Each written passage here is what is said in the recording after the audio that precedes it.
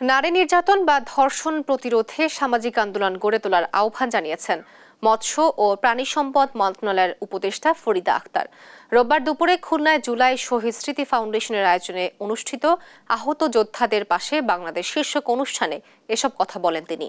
উপদেষ্টা আরও বলেন, জুলাই আন্দোলনে আহতরা সুস্থ না হওয়া পর্যন্ত তাদের দায়িত্ব অন্তর্বর্তীকালীন সরকারের। এদিকে নতুন দেশ গঠনের সংস্কার কাজে সবাইকে এগিয়ে আসতে হবে বলে জানান জুলাই শহীদ স্মৃতি ফাউন্ডেশনের প্রধান নির্বাহী কর্মকর্তা মীর মাহবুবুর রহমান স্নিগ্ধ। এ অনুষ্ঠানে জুলাই বিপ্লবের সময় খুলনায় আহত ৪০ জনকে আর্থিক সহায়তা প্রদান করা হয়। অনুষ্ঠান শেষে উপদেষ্টা ফরিদা আক্তার যান খুলনা বিশ্ববিদ্যালয়ে। সেখানে বিশ্ববিদ্যালয়ের নতুন প্রবেশদ্বার শহীদ মীর মুগ্ধ তরণ এর উদ্বোধন করেন তিনি।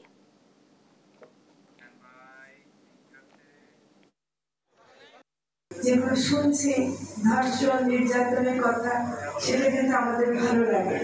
এটা শুধু আইন শৃঙ্খলা বাহিনী দু একজনকে গ্রেফতার করে শাস্তি দেবে এই ব্যাপার না, এটা সামাজিক আন্দোলন করতে হবে এবং সামাজিকভাবে প্রতিরোধ করতে হবে। সংস্কারের জন্য আমাদের শহীদ এবং আহত ভাই বোনরা রক্ত দিয়েছে, তাদের জীবন দিয়েছে, সেই সংস্কার কাজে আমাদের সকলকে এগিয়ে আসতে হবে।